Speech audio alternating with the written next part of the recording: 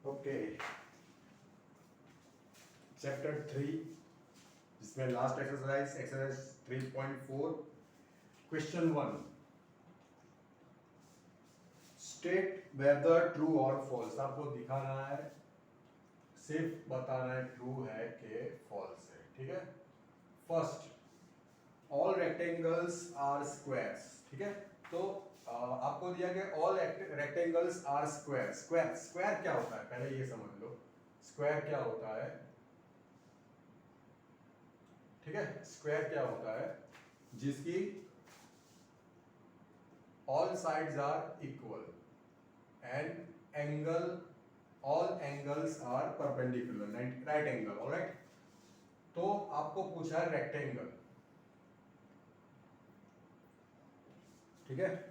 तो all rectangles, तो सबसे पहले स्क्वायर की प्रॉपर्टी क्या है? All sides equal. और रेक्टेंगल में क्या होता है? सिर्फ अपोजिट साइड इक्वल। तो सारे रेक्टेंगल स्क्वायर नहीं हो सकते।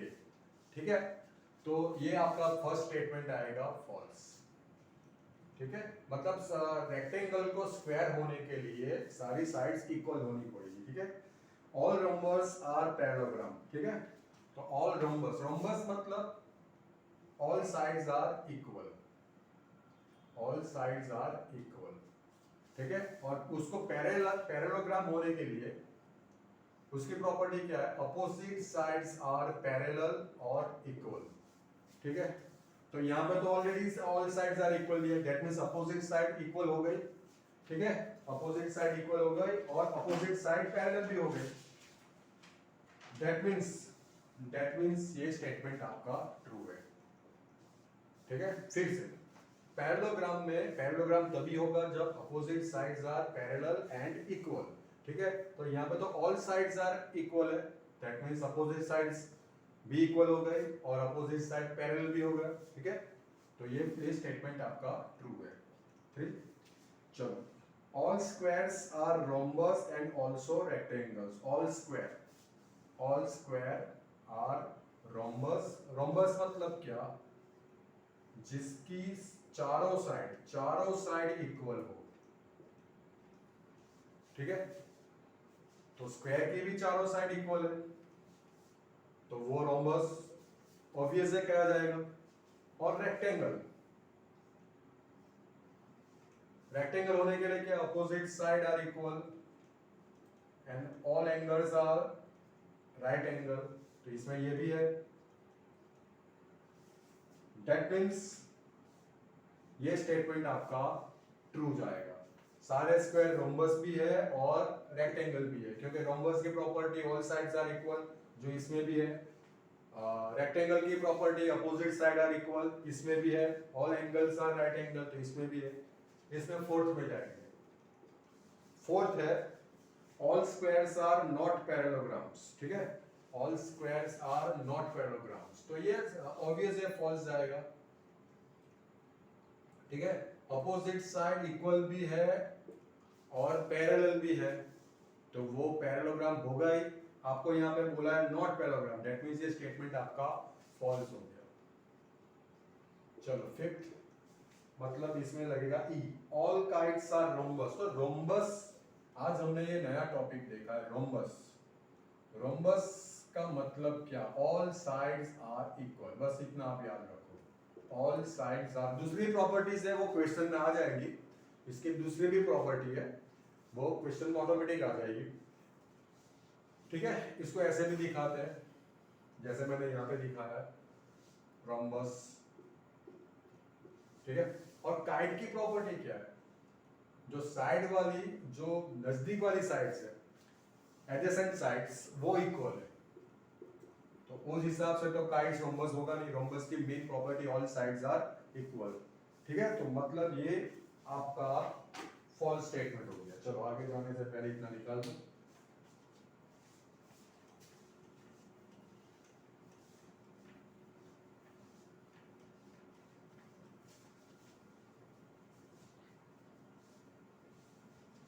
Right. Then F, all rhombus are kites. उसका उल्टा है, ऑल रोम्बस। रोम्बस में क्या है? All sides are equal, all sides are equal, बस और काइट में क्या है, ये जो बाजू वाली साइड है वो इक्वल, तो ये उसका पार्ट हुआ ना। काइट के लिए साइड वाली जो बाजू वाली साइड्स है मतलब एडजेसेंट साइड्स है वो इक्वल होनी चाहिए। तो इसमें तो ऑल साइड्स थे, ये पेयर भी इक्वल हो जाएगी, ये पेयर भी, मतलब इसका स्टेटमेंट आएगा true. Yes, all numbers are kites. ठीक है, चलो जी। All parallelograms are trapezium. Parallelogram क्या होता है? Opposite sides are parallel, equal की बात साइड पर रखते हैं। और ट्रेपेजियम के लिए क्या होना चाहिए? Opposite sides are parallel, only one pair, only one pair. ठीक है, ये पैरेलल नहीं है।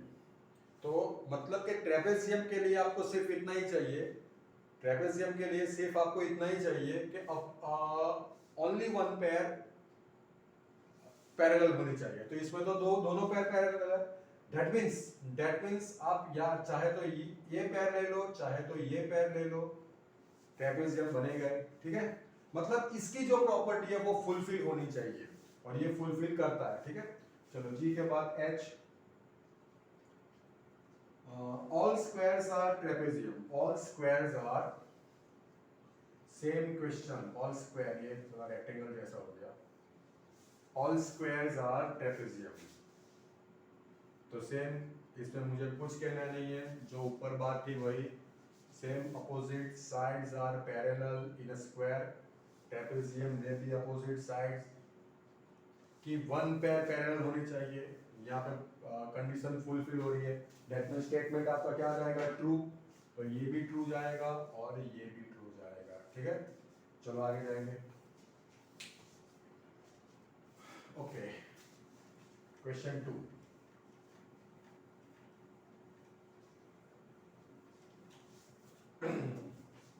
Identify all the coordinators that have, मतलब कि ये कौन कौन से कोऑर्डिनेटर्स हैं? First, four sides of equal length. तो एक तो हमने अभी डिस्कस कर लिया रोम्बस, जिसकी चारों sides, all four sides are equal. और दूसरा होता है square, all sides are equal. तो एक रोम्बस हो गया और एक हो गया स्क्वायर। ठीक है, सिर्फ इसमें फर्क इतना है कि स्क्वायर में angles are right angles. Alright, उसमें बी पार्ट दिया है फोर राइट एंगल्स। तो ये तो अभी बात हो गई मैंने, किसमें राइट एंगल्स होते हैं? एक स्क्वायर में हो गया, एक स्क्वायर में हो गया, और दूसरा हो गया रेक्टेंगल में। इसमें चारों एंगल राइट एंगल होते हैं। ऑलराइट, तो दूसरा हो गया आपका रेक्टेंगल। चलो, ये था आपका क्वेश्चन 2। क्वेश्चन 3, इसमें आपको बोला है explain how a square is. उसमें फर्स्ट, ये स्क्वायर क्यों है, कैसे है? कोऑर्डिनेटर, कोऑर्डिनेटर की कंडीशन क्या है? Which have four sides. So a square has four sides, so it is a quadrilateral। ठीक है, चलो उसमें बी पार्ट ले लें। जो आपको दिया है उसकी कंडीशन, उसकी प्रॉपर्टी क्या है, ये पकड़ के चलो, उसको देखो स्क्वायर में फुलफिल होता है कि नहीं, बस इतना देखो। अब पैरेललोग्राम में क्या होता है? Opposite sides are parallel and equal. तो यहाँ पे भी हम लिख सकते हैं opposite sides are parallel and equal, so it is a parallelogram. Rhombus की बात और स्क्वायर की बात तो अभी हो चुकी। रोम्बस की प्रॉपर्टी क्या? All sides are equal. तो यहाँ पे लिखते हैं ऑल, स्क्वायर में ऑल साइड्स आर इक्वल होती है ना, ऑल साइड्स आर इक्वल, इस वजह से सो इट इज अ रोम्बस। और रेक्टेंगल ये यहाँ पे ही मैंने ड्रॉ किया है।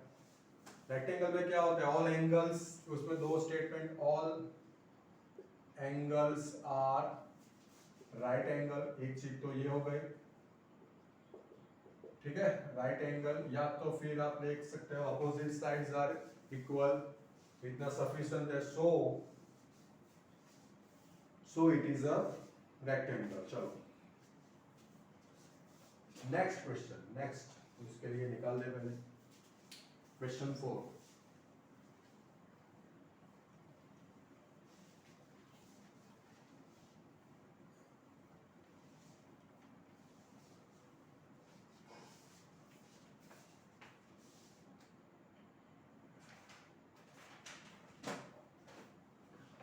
चलो क्वेश्चन 4 क्या है?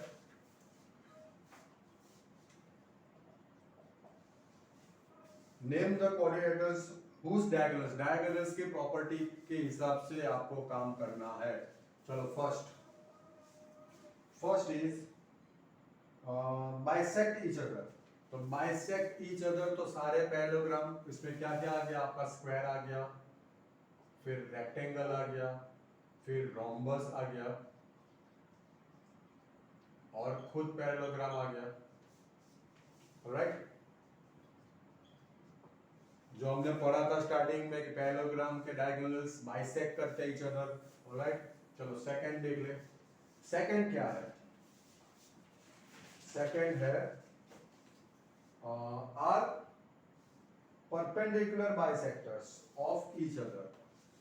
मतलब बाइसेक्टर्स तो है और परपेंडिकुलर, तो यहाँ पे आपको हिंट दूं मैं, जिसकी चारों साइड्स इक्वल है, जिसकी चारों साइड्स इक्वल है उसके डायगोनल्स परपेंडिकुलर हो गए। तो वो कौन कौन से हैं? एक तो स्क्वायर है और एक है रोम्बस।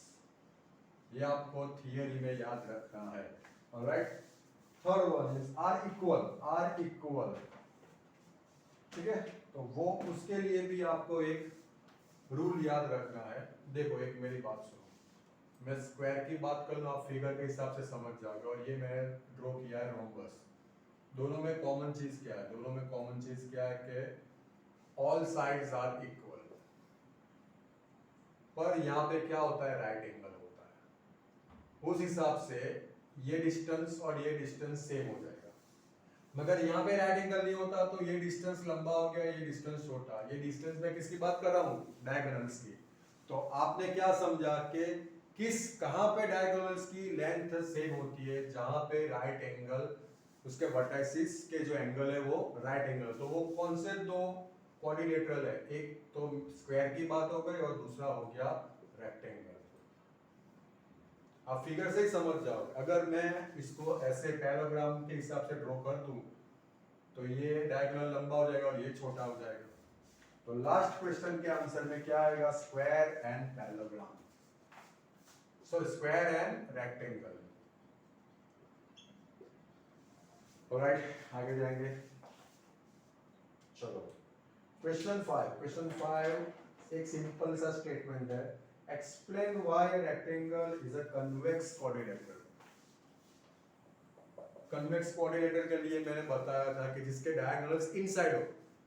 और रेक्टेंगल की बात करें, रेक्टेंगल दिया है, हाँ रेक्टेंगल की बात करें तो उसके डायगोनल्स इनसाइड है। ठीक है, अगर आप ऐसा मैंने फिगर दिया था कनकेव, तो इसका डायगोनल आउटसाइड हो जाएगा। तो यहाँ पे आपको सिर्फ इतना लिखना है कि because both of its diagonals lie in its interior part. ठीक है, डायगोनल्स कहाँ पे है? In its interior part. ठीक है, चलो नाउ क्वेश्चन नंबर 6।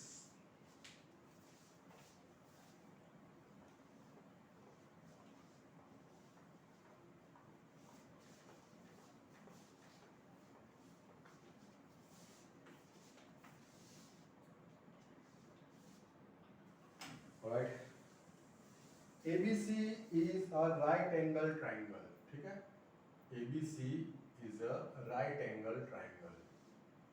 ऐसे दिया A B C। Alright, O is the midpoint of side opposite the right angle। right angle की opposite side का midpoint है O। Alright, explain why O is equidistant from A, B and C। आपको सिर्फ ये दिखाना है कि OA equal to OB equal to OC आना चाहिए। कैसे? तो यहाँ पे मैं पैरेललोग्राम की प्रॉपर्टी यूज करूंगा। मैं यहाँ पे लाइन BC को पैरेलल एक लाइन में ड्रॉ कर देता हूँ और लाइन AB को पैरेलल एक लाइन ड्रॉ कर देता हूँ। यहाँ पे मैंने पैरेलल लाइन ड्रॉ की है, दैट मीन्स ये पैरेललोग्राम हो गया। ऑलराइट, यहाँ पे मैं डी पॉइंट ले लूं, ठीक है। तो और यहाँ पे एक एंगल मैंने आपको दिखाया था कि अगर पैरेललोग्राम में एक एंगल राइट एंगल हो गया तो सारे एंगल ऑटोमेटिक राइट एंगल हो जाएगा, ठीक है। तो ये क्या हो गया, पैरेललोग्राम तो है ही, साथ में रेक्टेंगल, तो उसमें क्या हो गया, एक तो बाइसेक्ट करेंगे ईच अदर, बाइसेक्ट करेंगे ईच अदर, और दूसरा सबसे काम का पॉइंट ये रेक्टेंगल अभी हमने पढ़ा है, इस हिसाब से उसके डायगोनल्स इक्वल हो जाएंगे, that means BD is equal to AC। Alright, और अभी हमने बोला ये पैरेललोग्राम है तो डायगोनल्स बाइसेक्ट ईच अदर करेंगे, दैट मींस ये दोनों पार्ट BD के दो पार्ट OB और OD इक्वल हो जाएंगे, same OA is equal to OC हो जाएगा। तो मैं यही पकड़ के चलूं तो 1/2 BD is equal to 1/2 AC हो जाएगा। जैसे मैंने बोला कि OB is equal to OD हो जाएगा, OB is equal to OD, और वो O पॉइंट क्या है, BD का मेन पॉइंट है, दैट मींस ये दोनों क्या आएंगे 1/2 of BD। Same as OA is equal to OC, और वो क्या आएगा 1/2 ऑफ AC। तो यहाँ पे मैं 1/2 ऑफ BD क्या लिख दूं, OB, या तो OD लिख दूं, 1/2 यहाँ पे मैं क्या लिख दूं, OA या तो OC। अब ये इसकी जरूरत हमें नहीं है, ये तो हो गया हमारा OB is equal to OA is equal to OC, जो हमको प्रूव करना था, ठीक है। तो दोनों प्रॉपर्टी मिला के ये लास्ट एग्जांपल हमने सॉल्व किया है। आगे जाएंगे। नाउ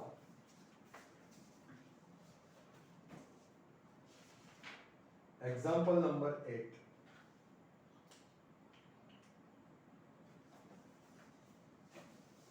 एग्जांपल नंबर 8, उससे पहले एग्जांपल नंबर 7। एग्जांपल नंबर 7 क्या दिया है, RICE फिगर दी हुए रोम्बस RICE, ठीक है। ऑलराइट, तो रोम्बस वो खुद एक पैरेललोग्राम ही है, ठीक है। ऑल साइड्स आर इक्वल, ये सारी साइड्स इक्वल हो जाएगी। यहाँ पे आपको 13 दिया है, यहाँ पे x दिया है, यहाँ पे 5 दिया है, यहाँ पे 12 और ये y। ऑलराइट, तो x y z आपको फाइंड करना है। तो सबसे पहले all sides are equal, all sides are equal, that means आपको क्या z दिया है, यहाँ पे z, यस ये z है, z। All sides are equal, that means IR is equal to ER। आप यहाँ पे लिख दो all sides are equal, rhombus की प्रॉपर्टी है ये। तो IR है आपका Z और ER है आपका 13। चलो ये हो गया है। अब यहाँ पे एक ही चीज मैं लिख दूं, डायगोनल्स बाइसेक्ट ईच अदर। मतलब अगर मैं यहाँ पे O पॉइंट ले लूं तो OE is equal to OI हो जाएगा, and OC is equal to OR हो जाएगा, OC is equal to OR। चलो OE अपना है X और ये है 5, तो ये भी आंसर मिल गया। OC है 12 और ये Y है, तो 12 is equal to Y, that means Y is equal to 12, ठीक है। चलो अब ये चैप्टर का लास्ट एग्जांपल है, एग्जांपल नंबर 8। इसके बाद हमारा ये चैप्टर खत्म हो जाएगा। चलो example number 8। Rent is a, चलो फिगर यहाँ पे ड्रॉ कर ले।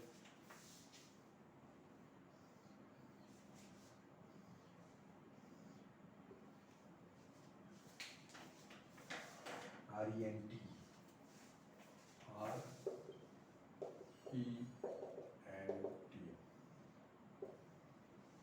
ठीक है।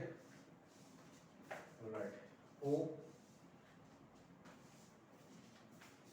यहाँ पे O दिया है, ये डिस्टेंस है आपका 3x + 1 और ये डिस्टेंस है आपका 2x प्लस 4। ऑलराइट, तो आपको x फाइंड करना है। रेक्टेंगल दिया है तो अभी मैंने आपको समझाया था स्क्वायर और रेक्टेंगल में डायगोनल्स इक्वल होंगे, that means ET is equal to RN हो जाएगा।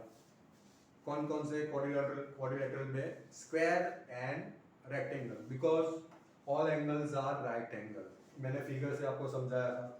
चलो ET is equal to RN, तो उसका हाफ भी सेम होगा। मैंने 1/2 से मल्टीप्लाई कर दिया दोनों साइड। ऑलराइट, अब 1/2 ET को तो मैं उसको OT लिख सकता हूँ, ऑब्वियस लिख सकते हैं। और 1/2 RN चूंकि ये पैरेललोग्राम भी है, that means diagonals bisect each other, that means 1/2 ET को मैं OT भी लिख सकता हूँ, OB भी लिख सकता हूँ, और 1/2 RN को मैं OR और ON भी लिख सकता हूँ। तो यहाँ पे मैं लिख रहा हूँ OR। तो OT आपका है 3x प्लस 1 और OR है 2x प्लस 4। 2x को यहाँ पे मूव करेंगे तो 3x माइनस 2x हो जाएगा, 1 को वहां पे मूव करेंगे तो 4 minus 1, 3x minus 2x means x, 4 minus 1 means 3। ठीक है, तो यहाँ पे आपका चैप्टर खत्म हो रहा है। Thank you.